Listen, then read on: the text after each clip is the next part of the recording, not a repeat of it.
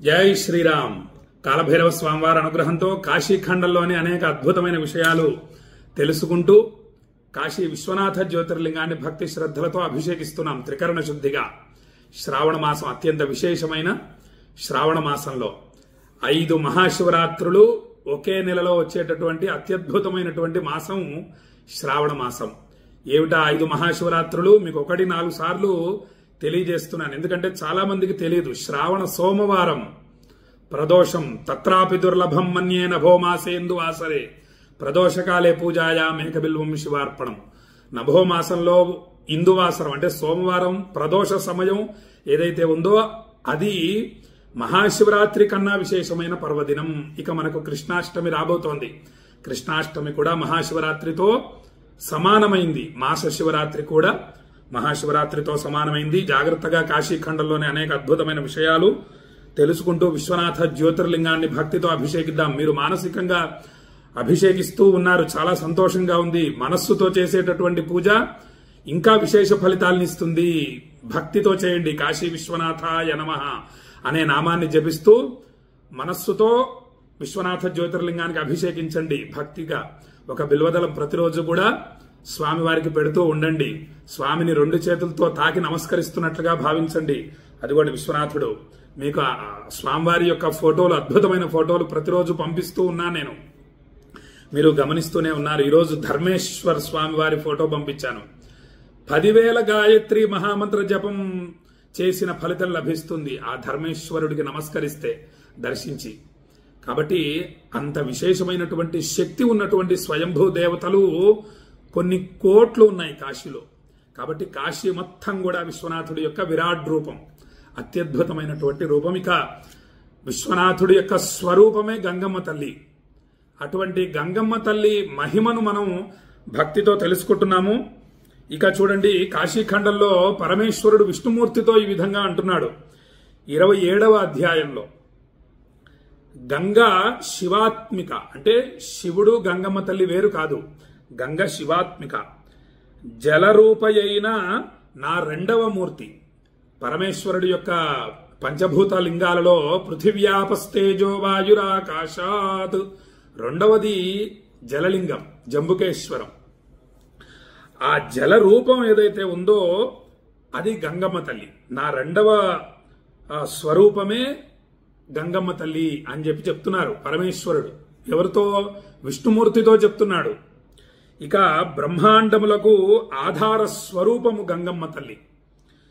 ఇక పరాప్రకృతి మొత్తం శివుడు తెలియజేస్తున్నాడు విష్ణుమూర్తికి. ఇచ్ఛాశక్తి, జ్ఞానశక్తి, క్రియాశక్తి స్వరూపిణి గంగ. ఇక ఆనందామృత రూప, అమృత రూపం. ఇక కరుణాత్మిక గంగ, పరమాత్మ స్వరూపము గంగ.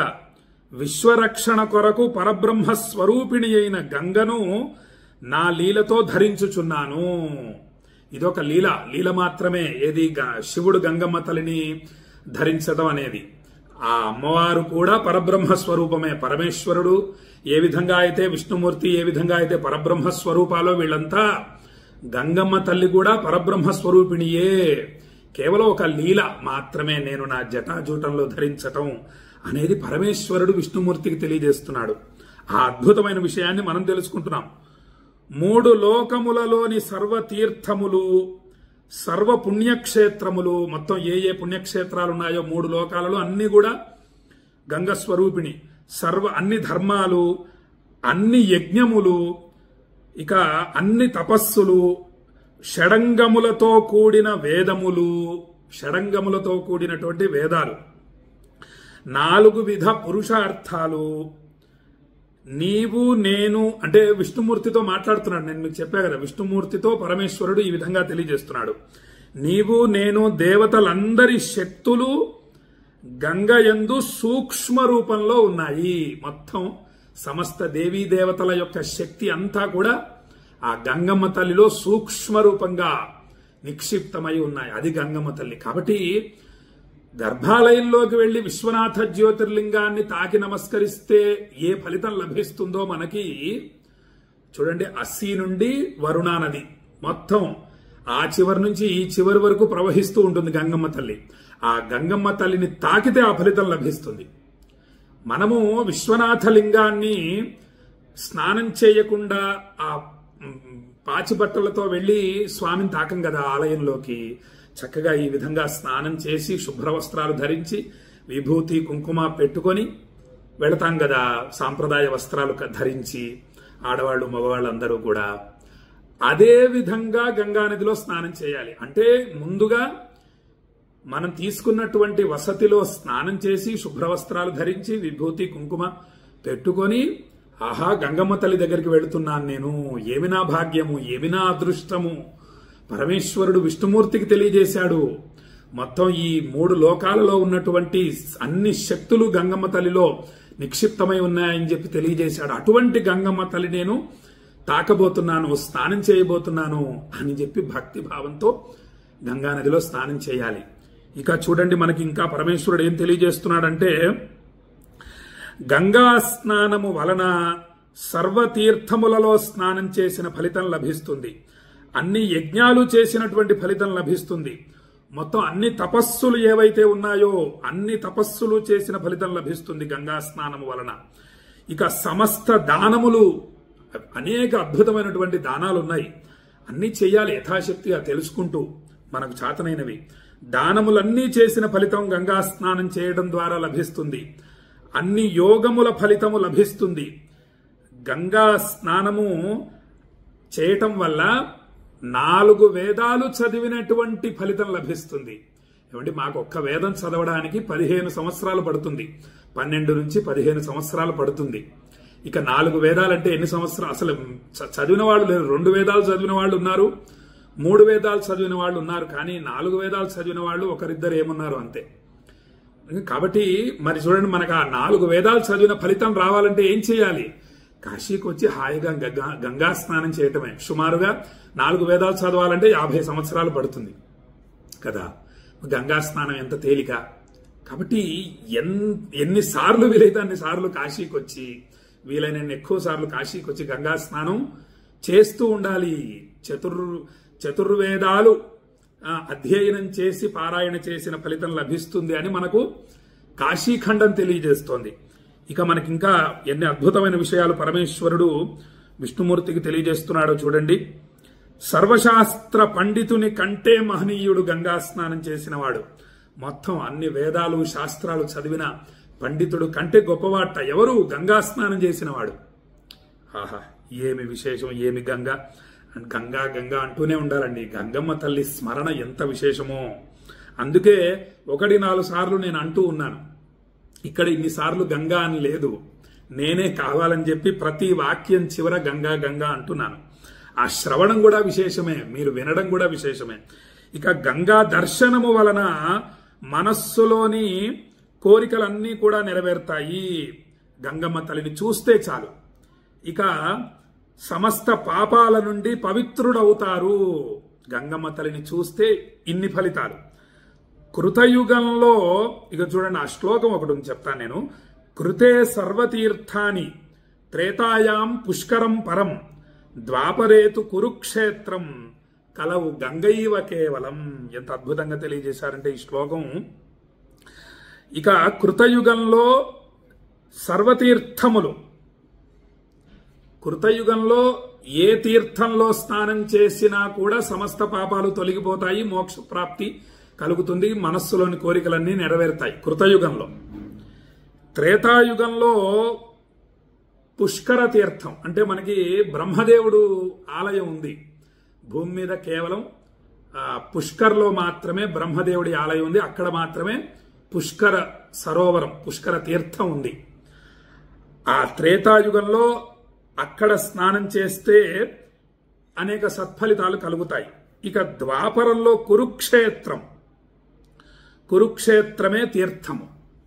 ఇక కలియుగంలో గంగా నది మాత్రమే తీర్థము. కలియుగంలో మనకు మన యొక్క సమస్త పాపరాశి భస్మం కావాలన్నా, మన మనస్సులోని కోరికలు నెరవేరాలన్నా, మన సమస్యలు తీరాలన్నా కాశీకి వచ్చి గంగా స్నానం చేయాలి. కాశీలో గంగా స్నానము అంత విశేషము.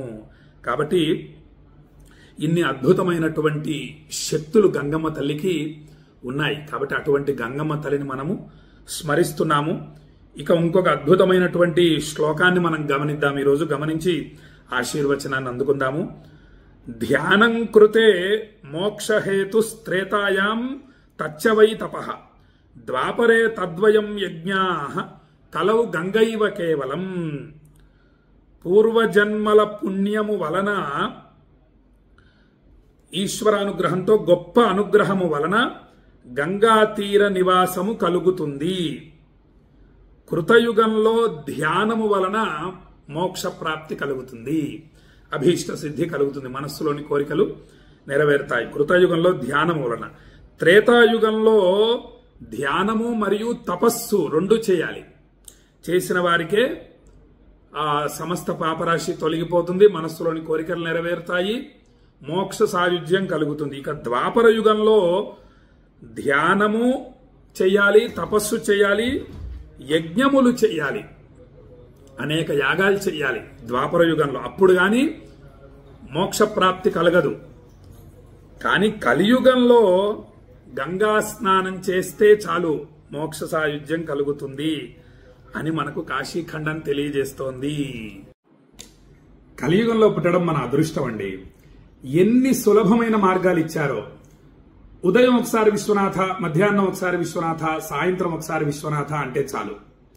విశ్వనాథుడు దూడ వెంట ఆవు తల్లి ఏ విధంగా అయితే ఆవు పరిగెడుతూ దూడను రక్షించుకుంటుందో అలా మనల్ని రక్షిస్తాడు విశ్వనాథుడు.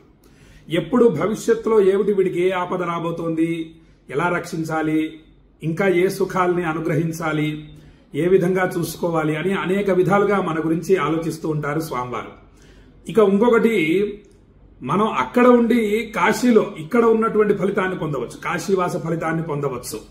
ఏ విధంగా, నేను కాశీకి వెళ్ళిపోతాను, అక్కడే ఉండిపోతాను, గంగా స్నానం చేసి విశ్వనాథుడిని సేవిస్తూ ఉండిపోతాను అని ఇలా ఏదో ఒక విధంగా కాశీ నుంచి వీడియో వచ్చిందా, గురువు గారి వీడియో అని, సాయంత్రం సంధ్య వేళ అయింది, ఒక 5 నిమిషాలు విశ్వనాథలింగాన్ని అభిషేకిద్దామని కళ్ళు మూసుకొని ఆ గంగాజలం తీసుకొని విశ్వనాథలింగానికి అభిషేకిస్తున్నట్టు భావిస్తూ చక్కని బిల్వదళాలు స్వామి మీద పెట్టి నమస్కరిస్తున్నట్లుగా భావిస్తే చాలు కాశీ వాస ఫలితం వచ్చేస్తుంది. అంటే కాశీలోనే ఉన్నటువంటి ఫలితాన్ని వస్తుంది. నేను కాశీకి వెళ్ళొస్తాను అని చెప్పి గడప నుంచి కాలు బయటికి పెడితే చాలు, వెళ్ళినా వెళ్ళకపోయినా కాశీకి వెళ్లి విశ్వనాథుడిని దర్శించిన ఫలితం వచ్చేస్తుంది. ఇక చూడండి, గంగా స్నానం ఇంతవరకు నేను మీకు తెలియజేశాను, కాశీఖండం తెలియజేసిన విషయాలు. గంగా స్నానం చేస్తే చాలు మోక్షం వచ్చేస్తుంది. ఇంత సులభమైన మార్గాల్ని మనకు అందించాడు పరమేశ్వరుడు. కాబట్టి వాటిని మనము వినియోగించుకోవాలి. ఎంత తేలికండి, ఉదయం ఒకసారి, మధ్యాహ్నం ఒకసారి, సాయంత్రం ఒకసారి విశ్వనాథ అనడం, స్వామిని ఒకసారి గుర్తు చేసుకోవటమే. గృహస్థులు 10,000 సార్లు 1,00,000 సార్లు జపం వీలైతే చేయవచ్చు, ఒకవేళ కుదరకపోయినా తప్పులేదు. అసలు అన్ని సార్లు చేయమని కూడా చెప్పలేదు కదా. ఉదయం, మధ్యాహ్నం, సాయంత్రం ఎవరైతే విశ్వనాథుడి నామాన్ని జపిస్తారో వాళ్ళ నామం నేను జపిస్తానని చెప్పి స్వామి చెప్తున్నాడు కదా. ఇంత తేలిక విధానం. కాశీకి వీలైతే రావచ్చు, ఒకవేళ రాలేకపోయినా కాశీకి వెళ్ళొస్తాను అని గడప నుంచి అడుగు బయట పెట్టడం ఎంత తేలిక. ఇలా ఏదో ఒక విధంగా స్మరిస్తే చాలు కాశీవాస ఫలితాన్ని ఇచ్చేస్తారు.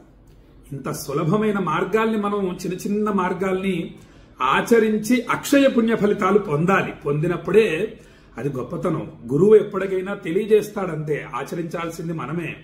ఒక దారిని చూయిస్తాడు గురువు, నడవాల్సింది మనమే. మజ్జిగలో వెన్న ఉందిరా అబ్బాయి అని చెప్తారంతే, చిలకాల్సింది మనమే. చిలికి ఆ వెన్నని తీసుకురావాలి మజ్జిగలో నుండి బయటికి. కాబట్టి సాధన చేయాల్సింది మనమే. గురువు సాధన చేస్తే మనకి ఆ యొక్క వెన్న రాదు, అమృతం రాదు. ఆ బ్రహ్మానందం ఏదైతే ఉందో అది మనం అనుభవించాలంటే మనం సాధన చేయాల్సిందే అని భక్తులకు తెలియజేస్తూ, శ్రీర్వర్చస్వమాయుష్యమారోగ్యమావిధాక్షోభామానం మహీయతే ధాన్యం ధనం పశుం బహుపుత్ర లాభం శతసంవత్సరం దీర్ఘమాయు శతమానం భవతి శతాయుః పురుషః శతేంద్రియ ఆయుష్యేవేంద్రియే ప్రతిష్ఠతి. కాశీ అన్నపూర్ణ విశాలాక్షి సమేత విశ్వేశ్వర స్వామి సంపూర్ణ అనుగ్రహ ప్రాప్తిరస్తు. ఆయురారోగ్య అష్టైశ్వర్యాభివృద్ధిరస్తు. మనోభీష్ట సిద్ధిరస్తు. మీ మనస్సులోని కోరికలన్నీ కూడా విశ్వనాథుడు నెరవేర్చుగాక అని కాశీ నుండి ఆశీర్వదిస్తూ, మనసులో ఈ కోరిక కూడా పెట్టుకోండి, సంవత్సరానికి ఒక్కసారన్నా విశ్వనాథ నీ సన్నిధికి వచ్చి, కాశీకి వచ్చి గంగా స్నానం చేసి నీ మీద ఒక చెంబెడు నీళ్లు గంగాజలం పోసే అదృష్టాన్ని అనుగ్రహించు, 4 బిల్వదళాలు శ్రీరామనామం రాసి నీ మీద పెట్టే భాగ్యాన్ని అనుగ్రహించు, గంగా స్నానం చేసేటటువంటి భాగ్యాన్ని అనుగ్రహించు అనేటటువంటి కోరిక కూడా పెట్టుకోండి మనస్సులో. కాబట్టి ఇతరత్ర కోరికలన్నీ ఉండవచ్చు, ఆయుర ఆరోగ్య అష్టైశ్వర్యాలు, తర్వాత శరీరం ఆరోగ్యం ఉండాలనేటటువంటి కోరిక, వివాహం అవ్వాలి, సంతానం అవ్వాలి, పిల్లలు చదువుకోవాలి, ఈ కోరికలన్నీ ఉండవచ్చు. ఇవి ధర్మమైన కోరికలు. ఈ కోరికలతో కూడా విశ్వనాథుణ్ణి, ఈ కోరికలు నెరవేరడం కోసం కూడా విశ్వనాథుణ్ణి పూజించవచ్చు. పక్కన ఇవి కూడా పెట్టుకోవాలి అని చెప్పి భక్తులకు తెలియజేస్తూ ఈ యొక్క అద్భుతమైన వీడియోని మీ బంధుమిత్రులందరికీ షేర్ చేయండి అని తెలియజేస్తూ సెలవు తీసుకుంటున్నాను. రేపు ఇంకొన్ని అద్భుతమైన విషయాలు, కాశీఖండంలోని విషయాల్ని మీకు తెలియజేస్తానని చెప్పి తెలియజేస్తూ సెలవు తీసుకుంటున్నా. జై శ్రీరామ్. విశ్వనాథాయ మంగళం, విశ్వనాథాయ మంగళం, విశ్వనాథాయ మంగళం.